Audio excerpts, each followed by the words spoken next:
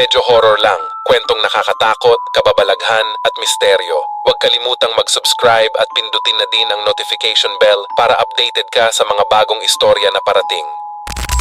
Naging crew ako ng McDonald's Unciano sa Antipolo, year 2011. Sobrang saya magtrabaho doon. Alagang-alaga kaming mga crew ng mga managers. And I'm thankful na ito ang unang working experience ko. Kahit taga-Pasig ako at provincial rate doon, tinanggap ko pa rin dahil gusto kong makaipon para sa pag-aaral ko. Pero ano nga ba ang dahilan kung bakit ako umalis dito?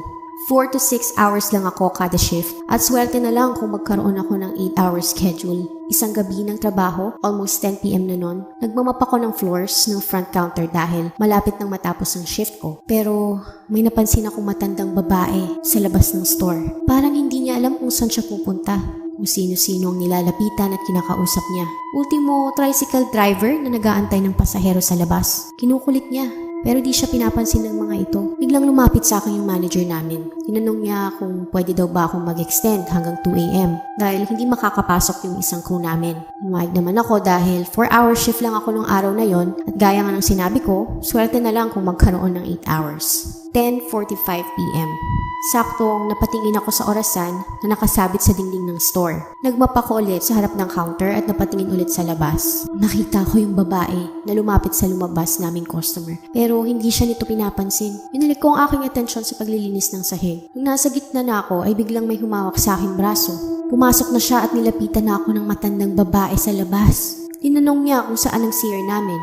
Itinuro ko ang daan gamit ang aking mga kamay. Pero ini-insist niya na samahan ko raw siya papunta doon. Sa pagkakahawak niya sa akin, pakiramdam ko kailangan ko talaga siyang samahan papunta doon. Tumingin ulit ako sa orasan habang hila-hila ng nagmamakaawang matanda. 10:53 PM. Inihatid ko siya sa pinto ng CR. Pero hawak pa rin niya ang aking mga braso.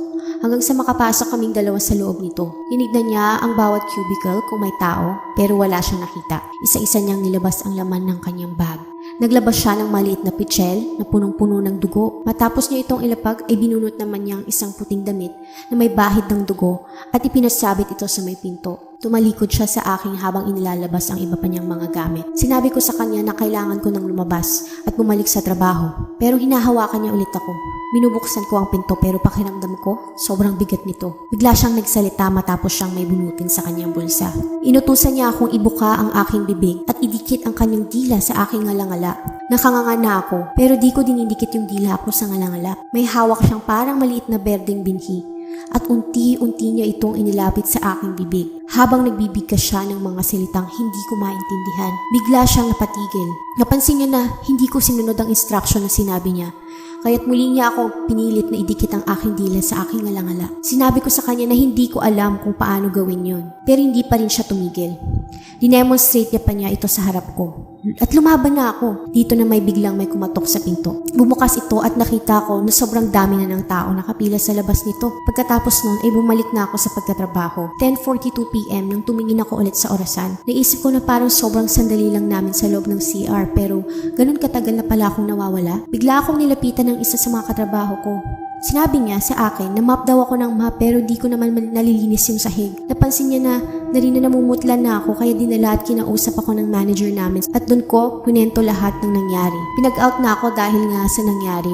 Nung una parang wala lang pero habang tumatagal parang nanlalamig na ako. May kakaiba na akong nararamdaman sa katawan ko. Napasigaw pa ako ng, andyan pa siya! Kahit sinabi na nila sa akin na pinahatid na ng tricycle yung matanda pababa ng tikling. Pinagpilitan ko pa rin na andun pa siya kahit sinilip nila ito sa labas. Andun nga siya, naglalakad sa parking lot na parang may inaantay. Hindi ako makagalaw sa kinauupuan ko. Isinuot ko na lang yung jacket ko dahil hindi na ako makapagbihis pa. Nag-out na rin yung manager namin na taga-Pasig din para lang may kasabay akong umuwi. Lumabas na kami ng store at habang naghihintay kami ng jeep ay may biglang humawak sa batok ko. Siya yung tao na nagbukas ng pinto nung nasa loob kami ng CR ng matanda. Sinabihan niya ako na mag-iingat daw dahil inaabangan talaga ako ng matandang babae. Nakasakay na kami ng jeep ng manager ko nung may nakita kaming pumaparang babae habang nakadungaw kami sa bintana. Doon kinutuban na kami. At hindi kami nagkamali. Sinagawan namin yung driver na huwag hihintuan yung matandang babae. Ginawa naman niya ito. Imbes na bagalan ay lalo pa niyang binilisan. Pagkatapos mangyari ng insidenteng yun ay maraming buwan ang dumaan para lang makakain at makatulog ulit ako ng maayos. Akala ko walang kakaibang epekto sa akin yung pangyayaring yun. Pero pagkatapos ko makarecover, araw-araw lahat ng panaginip ko ay nangyayari at nagkakatotoo. Kung sino man yung matandang babae na yun, nagpapasalamat ako sa iyo dahil sa ginawa mo, nailigtas ko sa aksidente ang buhay ng best friend ko.